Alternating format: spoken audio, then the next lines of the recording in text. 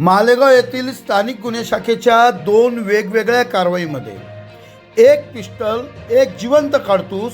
तसेच दोन धारदार तलवारीचे दोन्ही गुन्ह्यात 4+4 म्हणजे एकूण 8 इसम ताब्यात घेतले. प्रथम कारवाई जी आहे ती दिनांक 7/6/2026 रोजी आयशानगर पोलीस ठाणे हद्दीत कुबा मस्जिद जवळील फेस्टिवल मैदान मालेगाव येथे संशयित इसम अवैधरित्या घातक अग्निशस्त्र बाळगून काहीतरी गुन्हा करण्याच्या उद्देशाने फिरत असल्याची गुप्त माहिती स्थानिक गुन्हे शाखेच्या पथकाला मिळाली. त्यामुळे नाशिक ग्रामीण पोलीस अधीक्षक डॉक्टर DS स्वामी, अप्पर पोलीस अधीक्षक मालेगाव सूरज गुंजाळ, स्थानिक गुन्हे शाखेचे पोलीस निरीक्षक दत्तात्रय शिंदे यांच्या मार्गदर्शन व सूचनेप्रमाणे स्थानिक गुन्हे शाखेचे पोलीस उपनिरीक्षक दत्ता कांबिरे, पोलीस हवालदार शरद मोगल, विशाल गोसावी, श्याम पवार, पोलीस नाईक नरेंद्र कोळी, पोलीस अंमलदार संदीप राठोड, योगेश कोळी यांच्या पथकाने अत्यंत हुशारीने व शिताफीने दोन्ही कारवाई केली. त्यात प्रथम कारवाईमधील संशयित आरोपी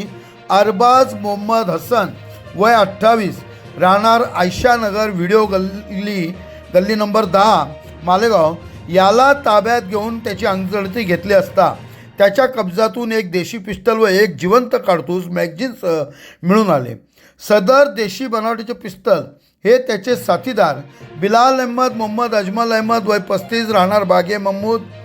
काट्या मारुतीच्या मंदिराच्या मागे मालेगाव, अन्सारी फरहान अब्जुम अन्सारी वय 23 वर्षे मुन्शी शाबान नगर गल्ली नंबर 2 मालेगाव, खलील अहमद अब्दुल रजाक वय 43 राहणार मुन्शी शाबान नगर हिलाल चौक मालेगाव यांनी सर्वांनी संगनमत करून विनापरवाना एकमेकांना विकले. त्यामुळे त्यांच्याविरुद्ध आयशानगर पोलीस ठाण्यात त्यांच्याविरुद्ध गुन्हा दाखल करण्यात आला आहे. तसेच दुसरी कारवाई देखील या स्थानिक पथकाच्या वरील याच पथकाने वरिष्ठांच्या मार्गदर्शनाप्रमाणे रमजानपुरा पोलीस स्टेशन हद्दीतील नूरनगर समोरील चायना मैदान येथील मोकळ्या जागेत 4 संशयित इसम नावे मोहम्मद राशीन मोहम्मद मोमीन उर्फ पापा वय 25 राहणार गुलशन नगर गल्ली नंबर 15 मालेगाव, मतीन खान साजिद खान तांबोळी वय 20 राहणार गुलशन मालिक रॉब मस्जिद पवारवाडी मालेगाव, कासिम खान शब्बीर खान वय 20 राहणार गुलशन इब्राहिम डेपो मालेगाव, शेख आसिफ शेख यासीन वय 19 वर्ष राहणार गोसियास नगर रमजानपुरा मालेगाव यांची अंगझडती घेतली असता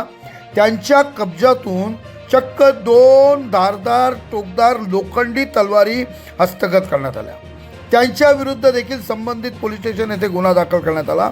या दोन्ही कारवाईमध्ये चक्क 8 सराईत संशयित गुन्हेगार आरोपी ताब्यात आल्यामुळे स्थानिक गुन्हे शाखेच्या या सातत्याच्या कारवाईमुळे नागरिक आता समाधान व्यक्त करीत आहेत. प्रबंधभूमी महाराष्ट्र न्यूजसाठी महाराष्ट्र न्यूज इन्चार्ज हरीश मारू.